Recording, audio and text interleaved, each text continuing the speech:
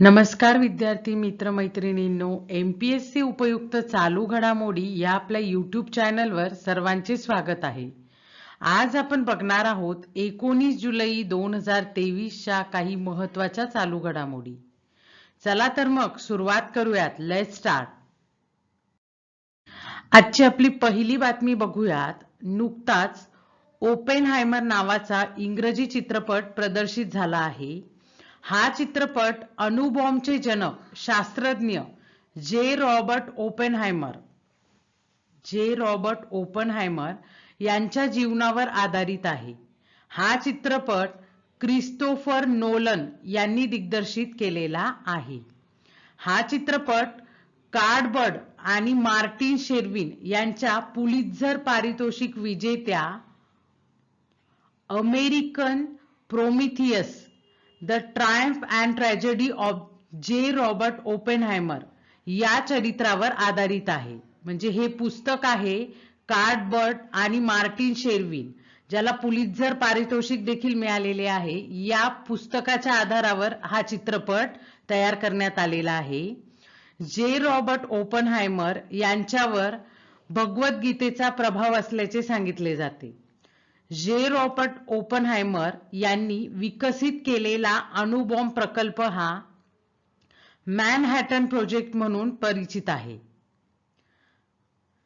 Cillian Murphy या Irish अभिनेत्याने अणुबॉम्बचे जनक म्हणजेच रॉबर्ट ओपनहायमर यांचे पात्र साकारलेले आहे. कुणी साकारले आहे? सिलियन मर्फी यांनी साकारले आहे. तर या स्लाइडमध्ये महत्वाची गोष्ट म्हणजे जो ओपनहायमर चित्रपट आहे, हा चित्रपट कुणी दिग्दर्शित केलेला आहे तर तो क्रिस्तोफर नोलन यांनी दिग्दर्शित केलेला आहे, जो अणुबॉम्बचे जनक जे रॉबर्ट ओपनहायमर यांच्या जीवनावर आधारित आहे. कार्डबर्ड आणि मार्टिन शेर्विन यांचे जे पुस्तक होते याच्यावर आधारित हा चित्रपट आहे आणि या चित्रपटात सिलियन मर्फी यांनी ओपनहायमर यांचे पात्र साकारलेले आहे. पुढची बातमी बघूयात. सुरत येथे जगातील सर्वात मोठ्या ऑफिस बिल्डिंगचे म्हणजेच कार्यालयीन इमारतीचे पंतप्रधान नरेंद्र मोदी यांच्या हस्ते उद्घाटन होणार आहे. या इमारतीचे नाव सुरत डायमंड बोर्स असे आहे. ही इमारत हिरा व्यवसायासाठी समर्पित आहे. आजपर्यंत अमेरिकेच्या संरक्षण खात्याची पेंटागॉन येथील इमारत जगातील सर्वात मोठी ऑफिस बिल्डिंग होती. आता सुरतची सुरत डायमंड बोर्स ही इमारत जगातील सर्वात मोठी ऑफिस बिल्डिंग म्हणून ओळखली जाणार आहे. या वास्तूचे डिझाईन आर्किटेक्चर संस्था मॉर्फोजेनेसिसच्या मनीत रस्तोगी यांनी केले आहे. याचे डिझाईन कोणी केले आहे तर मनीत रस्तोगी यांनी केले आहे. इमारतीमध्ये 50% कमी ऊर्जा वापरण्यासाठी डिझायनिंग केलेले वैशिष्ट्य आहेत. म्हणून सुरत डायमंड बोर्सला Indian green building council IGBC कडून प्लॅटिनम रँकिंग आहे. हे इथे महत्वाचे. तर हे बघूया आपण की इमारतीमध्ये 50% कमी ऊर्जा वापरण्यासाठी डिझाईन केलेले वैशिष्ट्य आहे म्हणजे कसे. तर या इमारतीचे वैशिष्ट्य असे आहे की ही स्वतःच थंड ठेवू शकते, म्हणजे कूलिंग स्वतःच करू शकते. मग कूलिंग साठी जी एनर्जी लागते, जी ऊर्जा लागते ती वाचणार आहे. म्हणून या इमारतीत 50% कमी ऊर्जा वापरण्यासाठी डिझाईन केलेले आहे. आणि याचमुळे या सुरत डायमंड बोर्सला इंडियन ग्रीन बिल्डिंग काउन्सिल कडून म्हणजेच IGBC कडून प्लॅटिनम रँकिंग दिली गेलेली आहे. तर लक्षात ठेवायचं की आता जगातील सर्वात मोठी ऑफिस बिल्डिंग किंवा कार्यालयीन इमारत कुठे असणार आहे तर ती सुरतला असणार आहे. कुठली बिल्डिंग आहे ती? Surat Diamond Bourse. याआधी अमेरिकेच्या संरक्षण खात्याचे पेंटागॉन येथील इमारत सर्वात मोठी ऑफिस बिल्डिंग होती. आता त्याऐवजी भारताची सुरत मधली सुरत डायमंड बोर्स ही जगातील सर्वात मोठी ऑफिस बिल्डिंग किंवा कार्यालयीन इमारत असणार आहे. पुढची बातमी बघूयात. भारतीय आंतरराष्ट्रीय चित्रपट महोत्सव international film festival of India IFFIच्या 54व्या आवृत्तीपासून सर्वोत्तम OTT वेब सिरीजसाठी पुरस्काराची सुरुवात करण्यात आली. ज्या OTT वेब सिरीज भारतीय भाषेत आणि भारतात चित्रित झाल्या असतील त्या मालिका या पुरस्कारासाठी पात्र असतील. म्हणजे यात काय लक्षात ठेवायचे तर इफ्फीच्या 54व्या आवृत्तीपासून आता OTT वेब सिरीज साठी सुद्धा पुरस्कार देण्यात येणार आहे. आणि या कुठल्या OTT वेब सिरीज साठी दिले जाणार आहे तर भारतीय भाषेतल्या आणि भारतातच चित्रित केलेल्या म्हणजे भारतातच त्याचं शूट झालेलं असेल अशा OTT वेब सिरीज या पुरस्कारासाठी पात्र असणार आहेत. हे इथे लक्षात ठेवायचे. पुढची बातमी बघूयात. इंग्लंडने संसदेत अवैध स्थलांतरित कायदा 2023 इलिगल मायग्रेशन ऍक्ट 2023 संमत केला आहे. या कायद्यानुसार इंग्लंडमध्ये असलेल्या अवैध स्थलांतर करणाऱ्या घुसखोरांना देशाबाहेर काढण्याचे अधिकार गृह सचिवांना असतील. म्हणजे या कायद्यानुसार अवैध इंग्लंडमध्ये आलेल्या लोकांना काढण्याचे अधिकार कुणाला देण्यात आले आहे? गृह सचिवांना देण्यात आले आहे. या कायद्यातील तरतुदीनुसार इतर देशातील नागरिक जे बेकायदेशीरपणे UK मध्ये स्थलांतरित होतात ते तेथे राहू शकणार नाहीत आणि त्याऐवजी त्यांना ताब्यात घेतले जाईल आणि नंतर त्यांच्या मूळ देशात किंवा सुरक्षित तिसऱ्या देशात त्वरित स्थलांतरित केले जाईल. तर लक्षात ठेवायचे की अवैध स्थलांतरित कायदा 2023 हा कुठल्या देशाने पारित केलेला आहे तर तो इंग्लंडने पारित केलेला आहे. हे इथे महत्वाचे आहे. पुढची बातमी बघूयात. कोरिया ओपन सुपर 500 या स्पर्धेत भारताचा सात्विक साईराज रंकीरेड्डीने 565 ताशी किलोमीटर एवढ्या वेगाने बॅडमिंटन हिट करून विक्रम प्रस्थापित केलेला आहे. सगळ्यात वेगवान हिटचा विक्रम याआधी कुणाच्या नावावर होता तर मलेशियाच्या टॉन बून हियोंग याच्या नावावर हा विक्रम होता. त्याने 2013 मध्ये 493 ताशी किलोमीटर एवढ्या वेगाने हिट करून विक्रम स्थापित केलेला होता. आता हा विक्रम भारताच्या सात्विक साईराज रंकीरेड्डीवर आहे, रंकीरेड्डीच्या नावावर आहे. आणि हा विक्रम याने कुठल्या स्पर्धेत केला आहे हे इथे लक्षात ठेवायचे. कोरिया ओपन सुपर 500 या स्पर्धेत सात्विक साईराज रंकीरेड्डीने हा विक्रम केलेला आहे. पुढची बातमी बघूयात. राज्यसभा अध्यक्ष जगदीप धनखड यांनी सभागृहातील उपाध्यक्षांच्या पॅनलसाठी 4 महिला खासदारांचे नामांकन केले आहे. पॅनलमध्ये नामनिर्देशित केलेल्या सर्व महिला सदस्यांचा राज्यसभेतील खासदारकीचा पहिलाच कार्यकाळ आहे. पावसाळी अधिवेशनापूर्वी पुनर्रचना करण्यात आलेल्या पॅनलमध्ये एकूण 8 सदस्य आहेत. एकूण 8 सदस्यांपैकी 4 या महिला आहेत.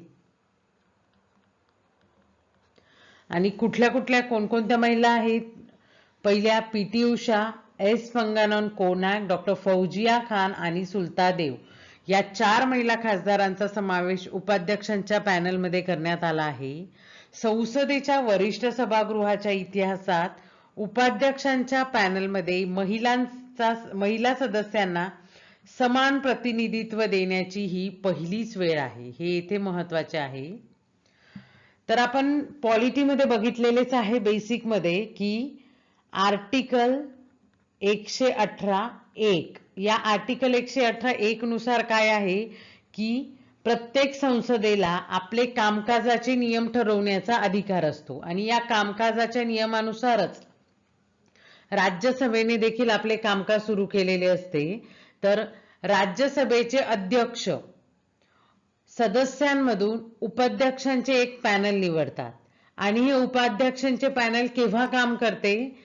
ज्यावेळेस राज्यसभेचे अध्यक्ष आणि उपाध्यक्ष दोन्हीही अनुपस्थित असतील त्यावेळेस या पॅनलमधून एक सदस्य अध्यक्ष म्हणून काम करतो आणि ज्यावेळेस या पॅनलमधील सदस्य अध्यक्ष म्हणून काम करतो त्यावेळेस या उपाध्यक्षाला अध्यक्षाचे संपूर्ण अधिकार असतात. हे इथे महत्वाचे. तर या स्लाइड मध्ये लक्षात ठेवायचे की राज्यसभेच्या इतिहासात पहिल्याच वेळा उपाध्यक्षांच्या पॅनलमध्ये महिलांना समान प्रतिनिधित्व देण्यात आलेले आहे. आणि किती महिलांना प्रतिनिधित्व दिलेले आहे तर 4 महिलांना देण्यात आलेले आहे. 8 सदस्यांपैकी 4 महिला आहेत. कुठल्या कुठल्या महिला आहेत? PT Usha, S Phangnon Konyak, doctor Fauzia Khan, Sulata Deo. आणि आर्टिकल 118(1) सुद्धा लक्षात असू द्यायचे.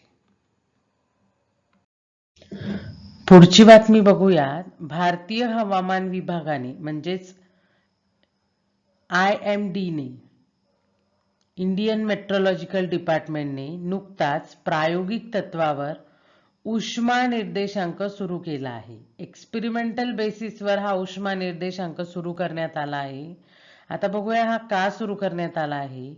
तर देशाच्या ज्या भागात उच्च तापमानामुळे तापमानासह आर्द्रतेचा प्रभाव लक्षात घेऊन तेथील लोकांना अस्वस्थतेचा सामना करावा लागतो.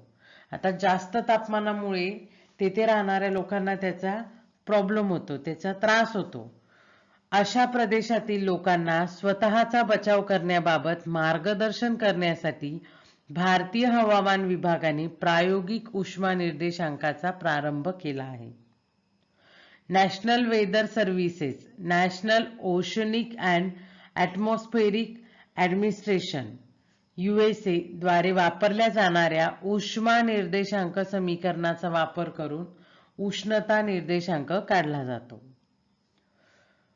प्रायोगिक उष्णता निर्देशांकासाठी वापरले जाणारे वर्णसंकेत खालील प्रमाणे आहेत. आता वर्णसंकेत कसे आहेत हे बघूया आपण. म्हणजे कुठला कलर किती उष्णता दर्शवतो हे बघूयात. आता हिरवा रंग जर दाखवला तर प्रायोगिक उष्णता निर्देशांक 35 अंश सेल्सिअस पेक्षा कमी आहे. म्हणजे टेम्परेचर किती आहे? 35 अंश सेल्सिअस पेक्षा कमी. पिवळा जर असेल तर 36 अंश ते 45 अंश सेल्सिअस पर्यंत प्रायोगिक उष्णता निर्देशांक असेल. नारंगी रंग असला तर 46 ते 55 अंश सेल्सिअस पर्यंत. आणि लाल रंग असेल तर 55 अंश सेल्सिअस किंवा 55 डिग्री सेल्सिअस पेक्षा जास्त असेल तर तो लाल रंग असेल. तर लक्षात ठेवायचं की हा प्रायोगिक उष्णता निर्देशांक किंवा उष्मा निर्देशांक कुणी सुरू केला आहे तर इंडियन मेट्रोलॉजिकल डिपार्टमेंटने हा सुरू केलेला आहे. आणि हा का सुरू करण्यात आला आहे तर आता बऱ्याच ठिकाणी हवामान बदलामुळे होणारा उष्णता वाढलेली आहे आणि या उष्णतेचा तेथील स्थानिकांवर होणारा परिणाम आणि त्या स्थानिकांना त्या उष्णतेपासून वाचण्यासाठी काही मदत होईल तर त्यासाठी हा उष्णता निर्देशांक काढण्यात आलेला आहे. तर लक्षात ठेवायचं हे जे वर्णसंकेत दिलेले आहेत कुठल्या रंगासाठी काय आहे प्रायोगिक उष्णता निर्देशांक हे येथे लक्षात ठेवायचं.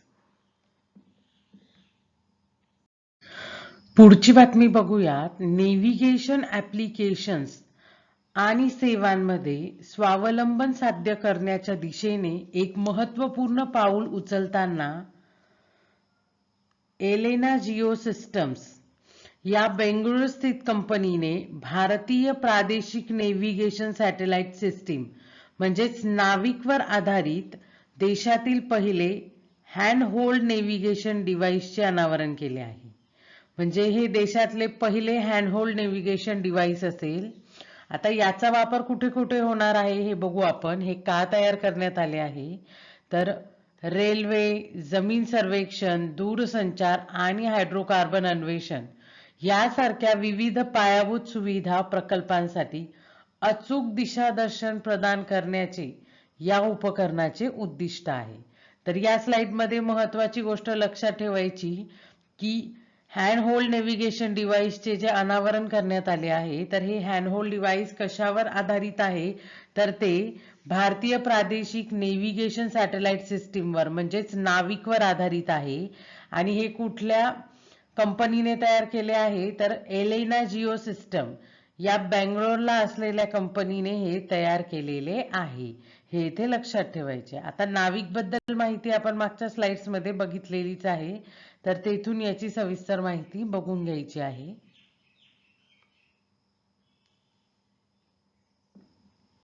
पुढची बातमी बघूयात. युरोप खंडात सध्या आलेल्या उष्णतेच्या लाटांचे नामकरण करण्यात आले आहे.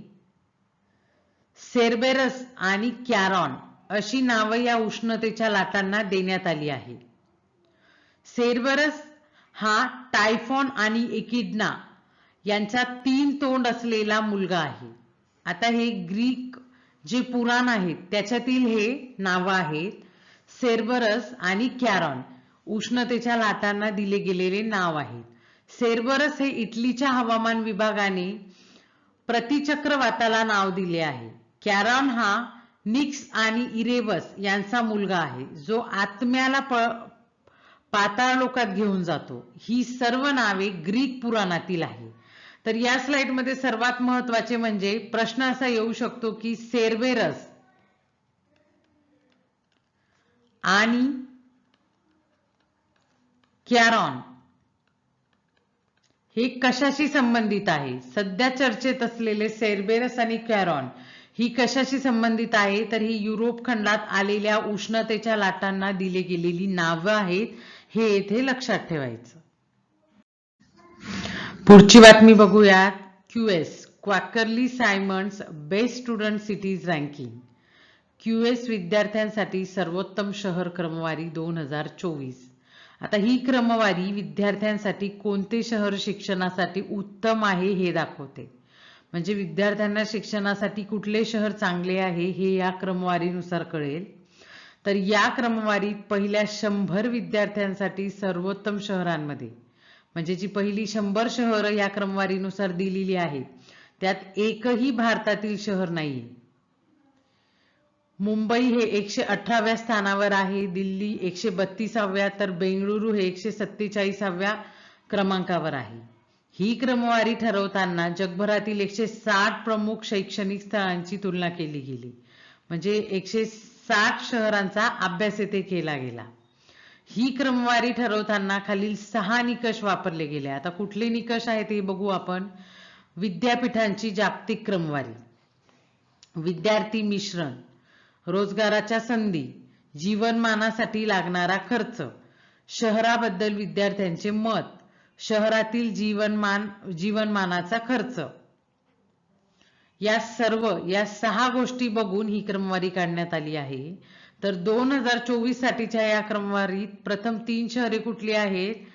पहिलं आहे लंडन जे UK मधलं आहे. दुसरं आहे टोकियो जे आहे जपान मधलं. तर तिसरं आहे सिओल जे आहे साऊथ कोरियाचं.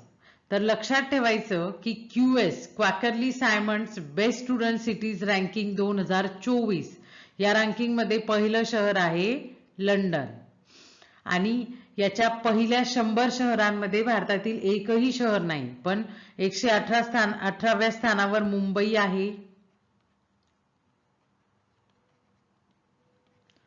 132व्या स्थानावर आहे दिल्ली आणि 147व्या स्थानावर आहे बेंगलोर.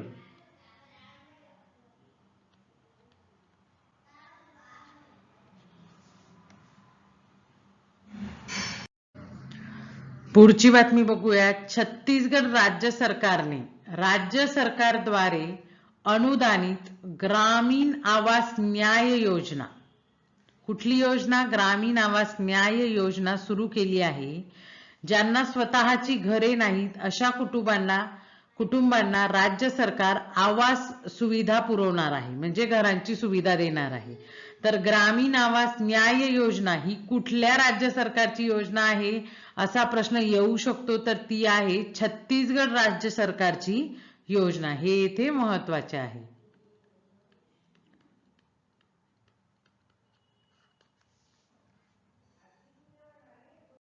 पुढची बातमी बघूयात. केंद्रीय राजभाषा विभागाच्या वतीने राष्ट्रीय हिंदी भाषा दिनाचे औचित्य साधत अखिल भारतीय राजभाषा परिषद पुणे येथे होणार आहे. म्हणजे अखिल भारतीय राजभाषा परिषद कुठे होणार आहे? पुणे येथे होणार आहे. पुण्यातील बालेवाडी येथील श्री शिवछत्रपती क्रीडा संकुलात 14 सप्टेंबर ते 15 सप्टेंबर 2023 या 2 दिवशी ही परिषद होणार आहे. पुणे येथे होणारी ही 3री परिषद आहे. म्हणजे अखिल भारतीय राजभाषा परिषद जी पुण्यात होणार आहे ही 3री परिषद आहे. 2021 मध्ये वाराणसी उत्तर प्रदेश येथे पहिली अखिल भारतीय राजभाषा परिषद पार पडली होती. तर पहिली अखिल भारतीय राजभाषा परिषद कुठे पार पडली तर उत्तर प्रदेशमध्ये पार पडली. आणि आता ही जी 3री परिषद आहे ही कुठे होणार आहे, पुणे महाराष्ट्र येथे ही 3री परिषद होणार आहे. हे येथे महत्वाचे आहे. तर मित्रांनो, ह्या होत्या आजच्या काही महत्वाच्या चालू घडामोडी. व्हिडिओ आवडल्यास प्लीज लाईक करा, शेअर करा, सबस्क्राईब करा. धन्यवाद.